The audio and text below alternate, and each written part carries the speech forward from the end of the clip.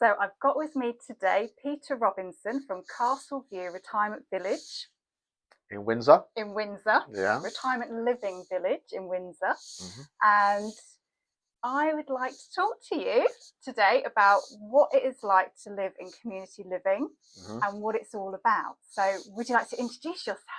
Well, Emma, thank you very much for inviting me here today. You're very welcome. It's great to catch up again, and yeah, the concept of a retirement village is something that's been around in other countries for a while, and it's new, comparatively new to the UK. Okay. If I said it started in Florida, Yep. but it has also got extensive roots in Australia and New Zealand. Okay. You can see that it really does span the world, and community living is what retirement villages are about. And I'm fortunate enough to work at one in Windsor, Yes. where local people from Windsor, Maidenhead, and all around the area have chosen to downsize or resize. There's a number of different terms to describe it, and to own their own apartment. Right. They own their own apartment. That's a really important point. So they have independent lives. Yeah. But then they can come out into lots of community areas, 2 bars, a bistro, a private dining area, a library, a wonderful sky lounge with great views around Windsor, St Leonard's Hill, over to Maidenhead. And they choose to spend as little or as much time as they like with their fellow homeowners, invited guests, family. It's a really thriving community. But then they can go back to their own apartment and cook their own meals, live their own lives, watch their own TV, and just do whatever they want. So that's brilliant. So they can just go home and shut the doors behind them. Yeah. Or they're not on their own. So say if Yeah. somebody wanted to, if they're on their own, so they were widowed and they Yeah. wanted to go into this community living, Yeah. it must be really beneficial for them. Yes, it is. I mean, we have got, I think I was just totting up the numbers, we've got 42 ladies and 13 gentlemen. Okay, so you've got more ladies than Yeah, gentlemen. yeah. Is that because women live longer? It is, it is. So you take care of yourselves in far better ways than us gentlemen do. And yes, so some of those gentlemen are married to some of the ladies, but clearly there are some ladies there on their own. Okay. And I think in particular, you know, if you're rattling around a house on your own, there's a lot to do, whether you're a lady or a gentleman. There's a lot to do to maintain a house. Yeah. And you know, you can get lonely. There might well be a garden that has maintenance and issues associated with it. But if you move into a retirement village, you can have your own little garden. All our homeowners either have on the ground level a little garden, or a balcony with lots of pots and lots of herbs and lots of tomatoes and things growing. And then you can choose to, you know, have fun with the fellow homeowners, or just keep to yourself. It's entirely up to you. And do you put on lots of events then? Well, we do. We've sort of categorized different events. We've got some real showstoppers that we put on once a month for the homeowners. We use those to also invite what we call potential homeowners from the local community, and we can talk about local community more a bit later, maybe. Yep. But the homeowners also stage lots of their own events. They invite people in from, I don't know, British Airways, Windsor and Eton Brewery, noted poets, writers, authors, anyone with a good story to tell, and they're delighted to come in. And there's just a little bit of, I think they charge, I think it's about £5 a head for the tea, coffee, biscuits, and to give something to the speaker. So there is at Castle View lots of little things going on, and also big stuff.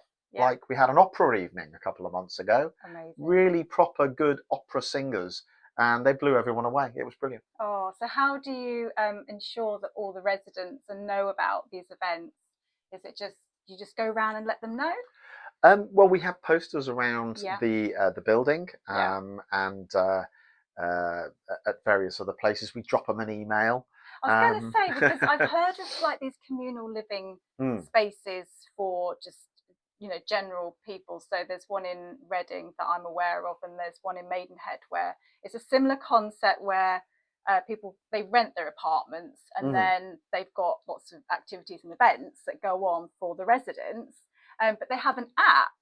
But obviously, if we're talking a different generation, it's harder in that sense to kind of, you know, they might not be using technology in the way that the younger generation do. Well, do you know what? Maybe we should talk about an app, because we don't use an app. Right. The average age of someone living in a retirement community in the UK is 82 years of age. Yeah. And some of those people are very technically savvy, and some are not. Yes, you're going to get that mixture, aren't you? Yes. I think about my own parents. Yes. My dad will be on Facebook and do all those sorts of things. My mum doesn't even own a mobile phone. Yeah.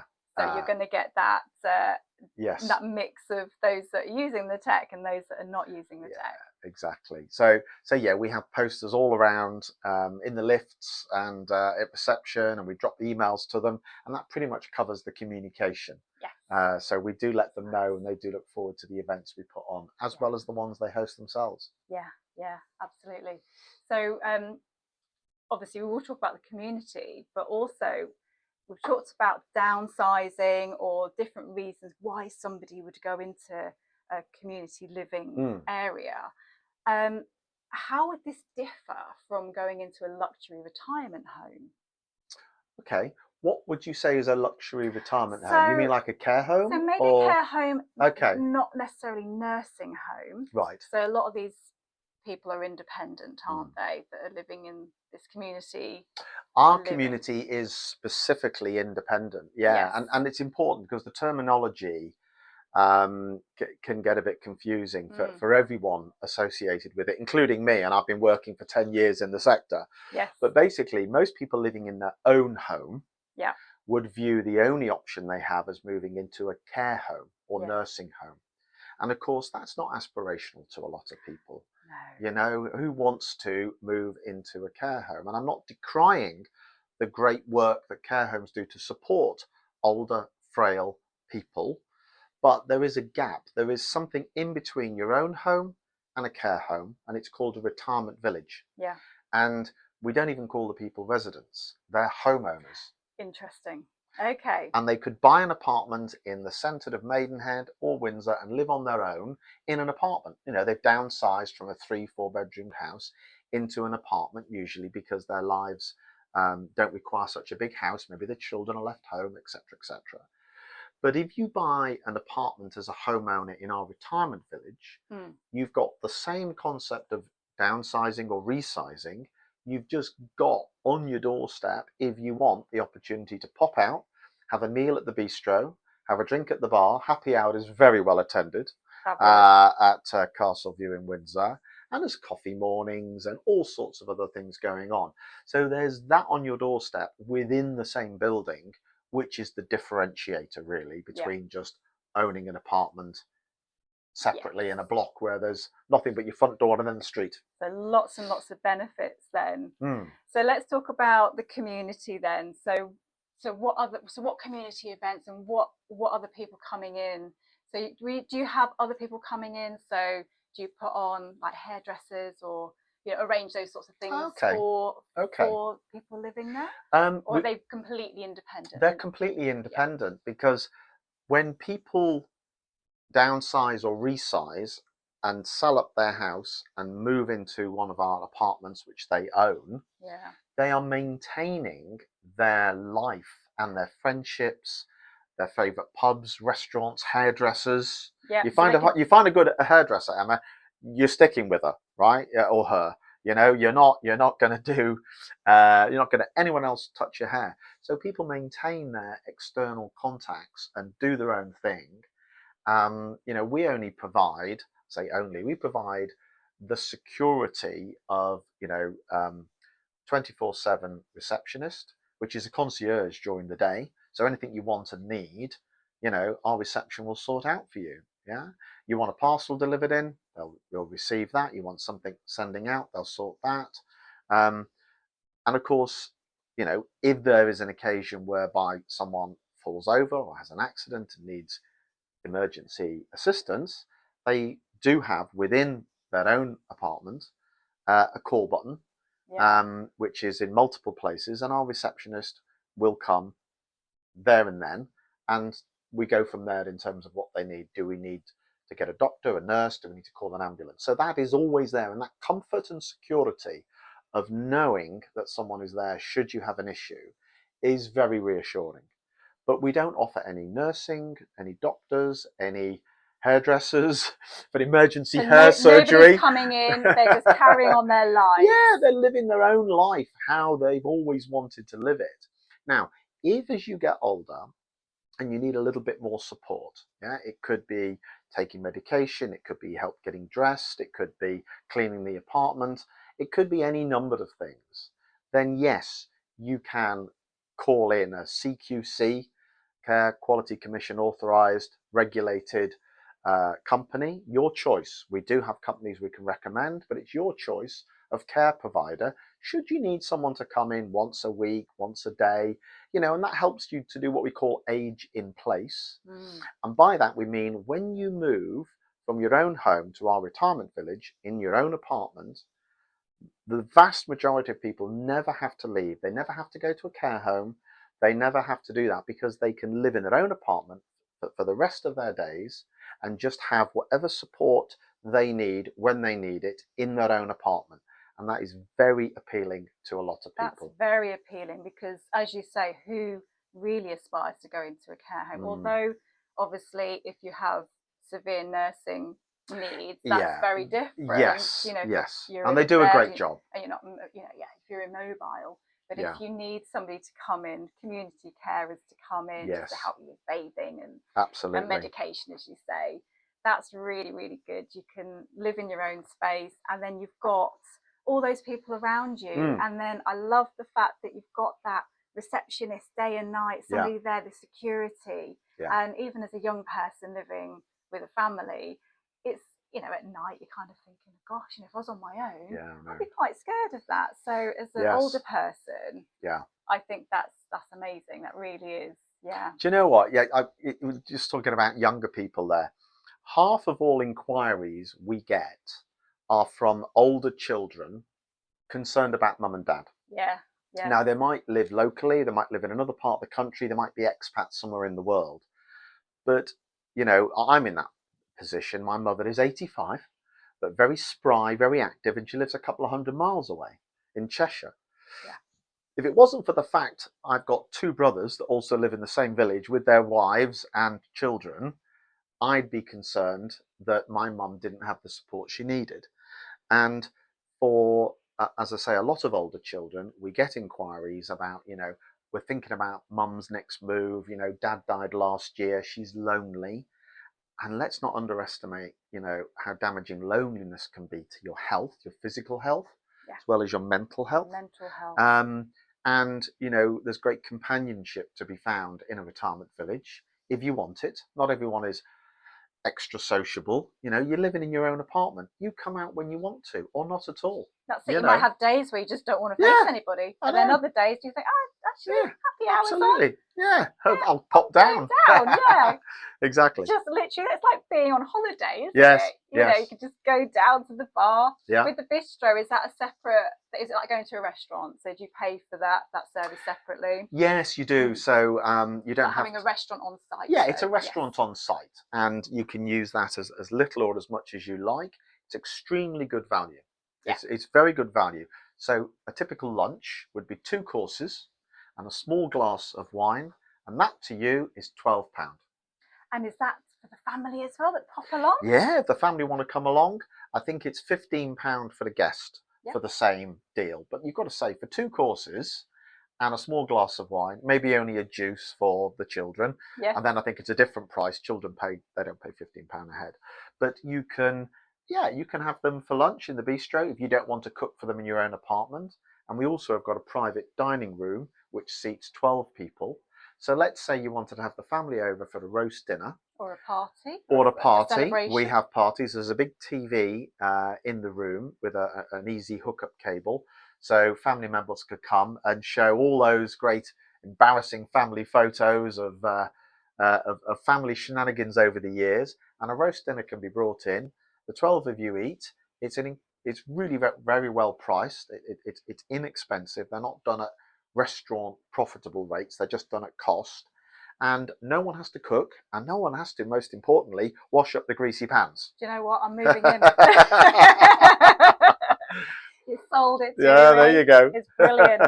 And what about Christmas Day? Would it be open on at Christmas? You know, if somebody was on their own. Yeah, we do a Christmas meal. Absolutely. Oh, yeah, brilliant. yeah. No, Christmas meals are there. Yeah, there's a lot of ladies. It doesn't make sense to cook a Christmas dinner all on your own. You can go down and sit together at Christmas as well. There's a great Christmas community there. Every day it's open. I love that. Another thing, because obviously with it being their own apartment, they can bring their own pets. Yes. Yes, so nothing's out of bounds. No, pets are very welcome, and everyone loves to pet a pet. So they're great. I think they've been proven by various studies that I think there's the Cavalier King Charles Spaniel in particular was bred as a companion dog. So there's one or two of those knocking around, and some other pets, and pets are very welcome. Yeah, and nobody else has an issue with the pets. No, because everyone knows pets are allowed. Yeah. So have you got a communal garden as well? Yes, there are communal gardens. Yes. People get out and about in that area. Yeah. And some of the homeowners are very proud about their little garden space. In fact, we've got a bit of a name drop here. We've got the senior head gardener from Highgrove House. Oh. King Charles, I should say now. It was Prince Charles's country residence.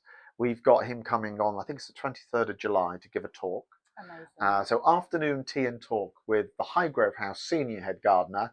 He's actually coming to obviously tell us all about Highgrove and the wonderful things. I've been, and it's great. If you haven't been, it's a really good day out. Okay. And then he's going to inspect our homeowners' gardens. And pots and other things on balconies, and give some top tips. Oh, it's not going to do a competition then? No prizes? I don't know. Maybe we'll bring that in. That's a good idea, actually. Top garden. Do a top garden, absolutely. Yeah. So what kind of community connections are there within Windsor? And yeah, it's, I mean, every company, every business, every shop, is in a community and relies on that community for support and custom and trade and all the rest of it, and that is a reciprocal relationship. Local people rely on a store being open or an amenity being open, so we're very conscious and aware of our position in the community as helping that local community, and from that community will come our potential homeowners. So we undertake lots and lots of connections with local groups. So, for example, the U3A, University of the Third Age, they have got 90 different clubs and groups within. That's 90 different interest points. So whether it's rummy cub or playing golf or rambling or reading or poetry, there's a group for everyone in the U3A. So it makes perfect sense, because the U3A is for older retired people, that they come and we facilitate a free room. I think they pay £3 a head for the tea or a coffee. Free parking. Now, in Windsor and Maidenhead, hello, free extensive parking. Yeah. That's a deal there. Any parking at all. A bonus, it's a bonus. So we have creative writing groups. We have rummy cub. We have poetry groups. We have water painting, watercolor groups, for example, and they all come.